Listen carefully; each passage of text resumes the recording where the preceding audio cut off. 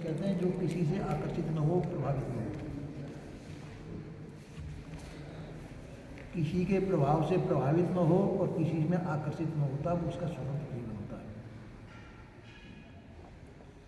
और जो जीवन किसी प्रकार से आकर्षण में आकर्षित हो जाता है, वो गुलाम जीवन होता है।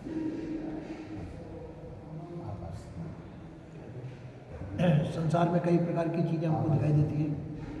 बाग बगीचे दिखाई देते हैं, रंग रूप आकार प्रकार दिखाई देते हैं, और व्यक्ति उनसे प्रभावित होता है। और जहाँ प्रभावित होता है वहीं गुलाम बन जाता है। तो संत गुरुजन कहते हैं कि यदि आपको मुक्ति चाहिए, मुक्ति का मतलब स्वतंत्र स्वतंत्रता, तो आप सभी प्रभावों से रहित हो, सभी प्रकार की गुलामियों से छूट जाए। कहा भी है संतों ने, तब लग जोगी जगत गुरु, जब लग रहे निराश, जब आशा ही में बसी, जग गुरु योगी दास। योगी जगत का गुरु कब तक है?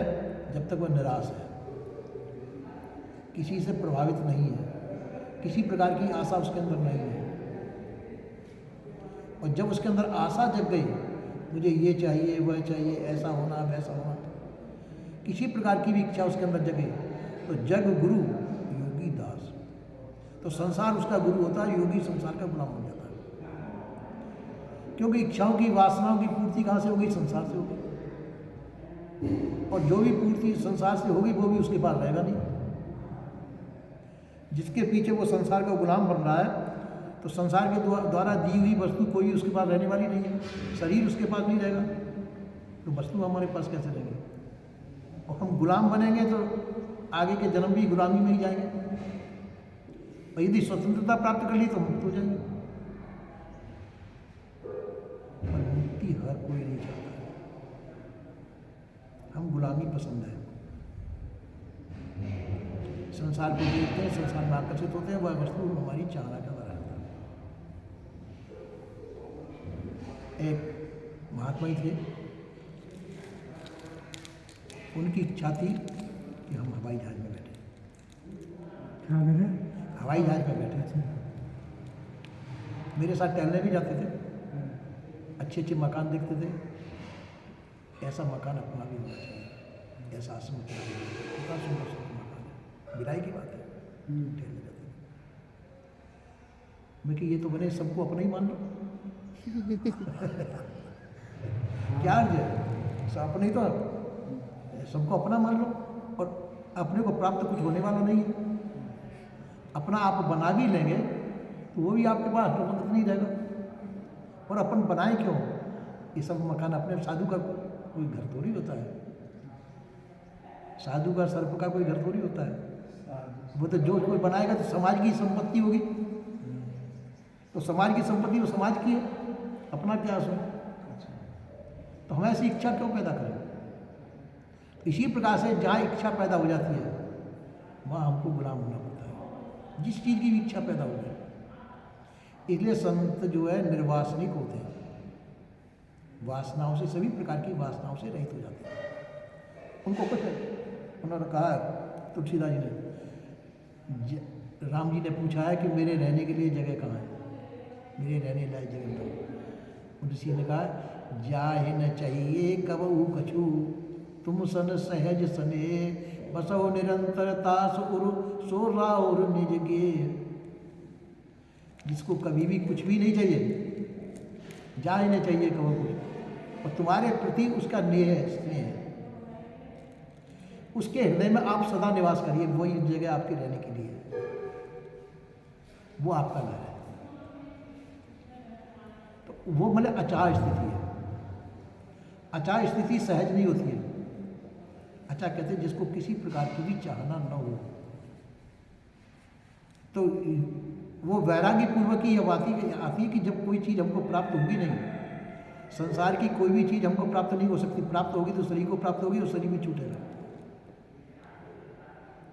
संसार प्राप्त किसको होगा? शरीर को प्राप्त होगा। शरीर भी संसार का ही है, ये भी छूटेगा ही। तो जब आपकी कोई वस्तु नहीं है तो आप उसको लेके करेंगे क्या? जो छूटेगी एक दिन, उसकी इच्छा क्यों करते हैं? इच्छाओं को धारण करके आप नाना प्रकार के कई जन्मों को धारण करेंगे, गुलाम बनेंगे। यानी कब तक इच्छा ही गुलाम बनाती है।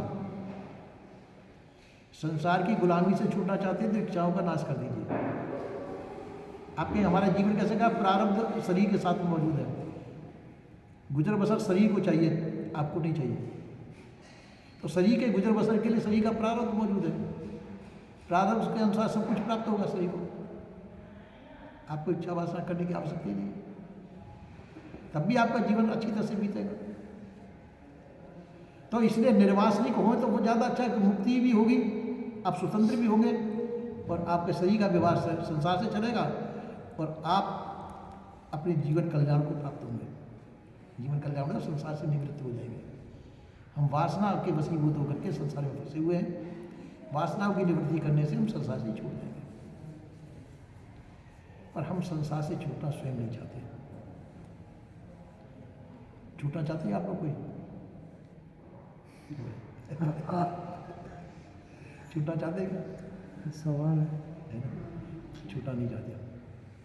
हमको संसार प्रिय है। संसार की वस्तुओं से मैं छोटा था, शायद मैं दूसरी क्लास में पढ़ता होगा, तो कांच की गोलियां होती हैं जिनसे बच्चे खेलते हैं। कंचे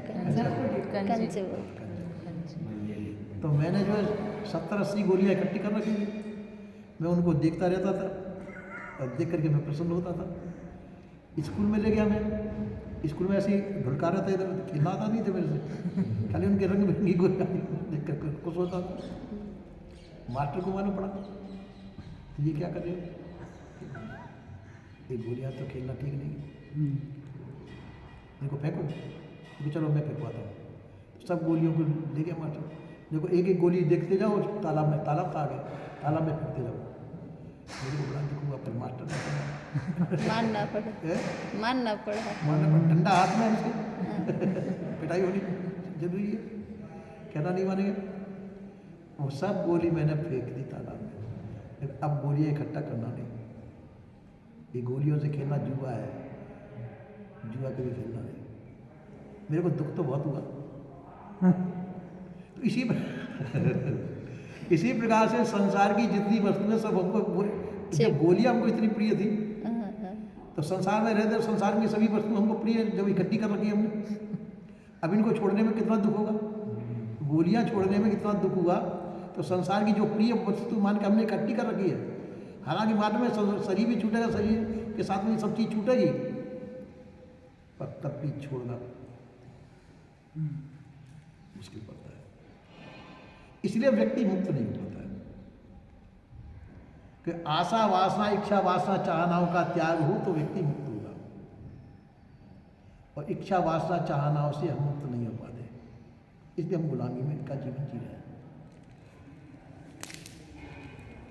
गुलामी का जीवन क्यों जी रहे हैं कि हम संसार में बंधे हुए हैं, संसार के आकर्षण में फंसे हुए हैं। तो संसार के आकर्षण में फंसे हुए हैं, जैसे कि संसार से नहीं छूट सकते, कभी नहीं छूटेंगे। संसार के आकर्षण का त्याग करें तो आप छूट जाएंगे, अभी छूट जाएंगे। शरीर रहते रहते, शरीर तो प्रारब्ध पूरा हुआ जब छूटेगा, पर शरीर के रहते रहते हम आकर्षण से मुक्त हो गए तो मुक्त हो गए। शरीर में रहते रहते हम संसार का पूरा आकर्षण खत्म हो जाए ज्ञान बोध विचार के द्वारा, और सब आकर ये समझ लें कि संसार नाशवान है, वस्तु सब नाशवान है, मैं अमर हूँ, मैं अमर हूँ, और शरीर भी नाशवान है, शरीर संबंधी से हुई चीज़ें जो प्राप्त होने वाली चीज़ सभी नाशवान है। तो नाशवान वस्तु को लेकर के मैं क्या करूँगा, मैं तो अमर हूँ, और ये सभी संसार मुझे कभी भी प्राप्त होगा नहीं। संसार कभी भी किसी को प्राप्त होने वाला नहीं है। प्राप्त होगा तो शरीर को होगा, और शरीर